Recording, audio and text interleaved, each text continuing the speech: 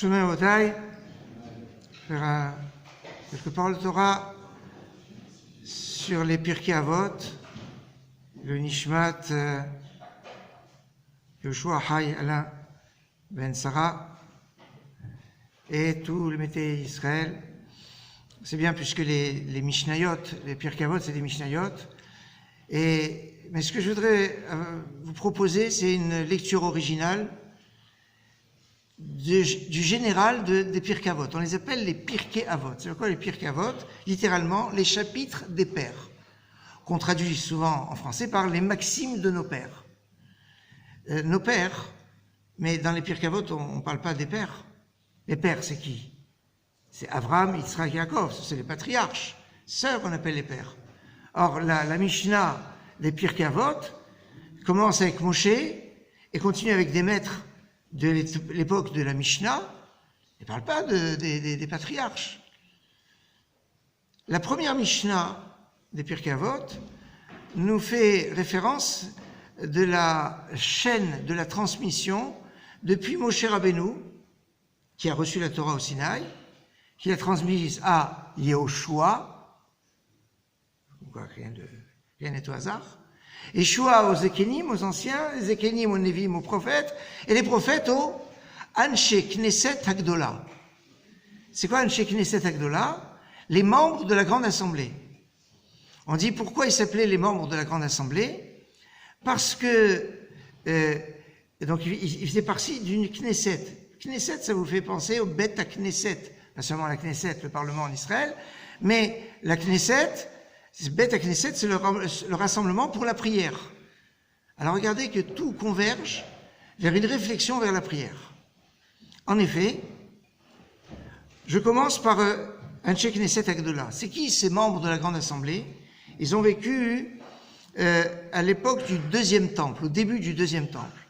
Et on leur doit la base de toutes les prières. C'est-à-dire les prières telles qu'on les connaît aujourd'hui, eh bien, ceux qui les ont instituées pratiquement comme on les connaît aujourd'hui, la Mida, ce sont les membres de la Grande Assemblée.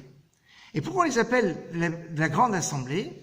On dit parce que quand on regarde dans le texte de la Torah, quand Moshe Rabbeinu parle de Dieu, dans la paracha Ekev, paracha qui parle des bénédictions, qu'on doit faire 100 bénédictions par jour, qu'on doit craindre de Dieu, quand il parle de Dieu, il dit Hakel, Dieu, Hagadol, Hagibor, Vanora. Il dit Dieu qui est grand, qui est puissant et qui est redoutable.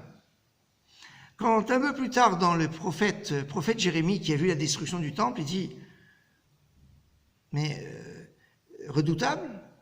Est-ce que on détruit le temple et ils le craignent?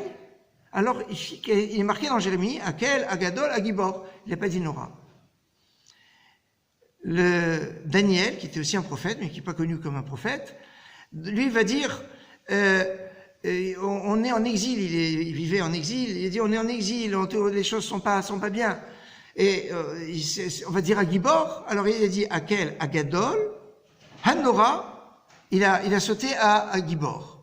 Donc on voit que Jérémie a enlevé Hanora, Daniel a enlevé à Gibor, et sont arrivés les Anshe Knesset Hagdola, ils ont dit attendez, il se passe des choses terribles, des catastrophes terribles. Mais, dans le fond, on est toujours là. Et ça démontre la grandeur de Dieu. Comme disaient des penseurs non juifs, la démonstration de l'existence de Dieu, c'est que le peuple juif a traversé les siècles et est toujours là.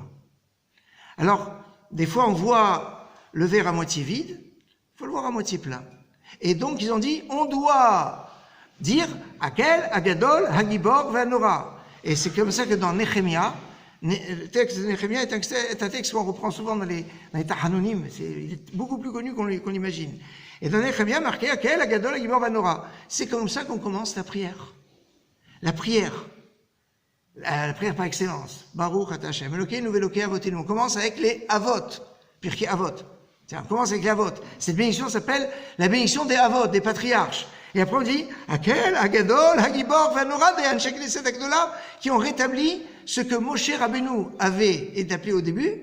Rappelez-vous, je vous ai dit que la première Mishnah des Pirkei Avot commence par Moshe Kibel Torah Misinaï. On a Moshe, Moshe qui avait dit Akel Agadol Agibor Vanora, on a les membres de la Grande Assemblée qui ont dit Akel Agadol Agibor Vanora, et on est avec la prière Akel Agadol Agibor Vanora, tout fonctionne d'une façon extraordinaire. Et la cerise sur le gâteau, parce que je ne vais pas être trop long ce soir, c'est que quand on regarde le premier chapitre des Pirkei Avot, il y a très exactement 18 Mishnayot. 18, c'est le nombre de brachot qui est dans la Mina. Comment s'appelle la Mina? Le Shmoneh Esrei. Alors ça veut dire que quelque part, on a ici un texte d'étude, un texte de morale, un texte d'éthique, un texte qui va nous indiquer comment se bonifier. Et d'un autre côté, on se rend compte que ce texte va nous donner un lien avec la prière qui, au quotidien, est une invitation à se bonifier. Est une invitation à se connecter au patriarche. Et c'est très intéressant parce que souvent, on pense que la prière remplace les sacrifices. C'est faux. Ça remplace aussi les sacrifices. Mais même à l'époque où il y avait les sacrifices, il y avait des prières. La preuve, c'est ce qu'on vient de dire. Pourquoi? On est au début du deuxième temple. Autrement dit, les sacrifices sont restaurés dans le deuxième temple. Les Kohanim travaillent, il y a les sacrifices. Et à ce moment-là, on est en train de nous dire, il y a l'institution de la prière d'Anshe Knesset Agdola. Donc ça veut dire qu'il y a bien une correspondance avec les sacrifices de la prière qui est quand même présente. Donc la prière remplace aussi les sacrifices, mais pas seulement, et beaucoup plus que ça. Et ça, on le voit à travers ces Pirkei Avot, qui sont ces enseignements pères, ces enseignements qui doivent nous donner le sens de notre prière, et la prière commence justement avec ces Birkat Avot. Excellente soirée.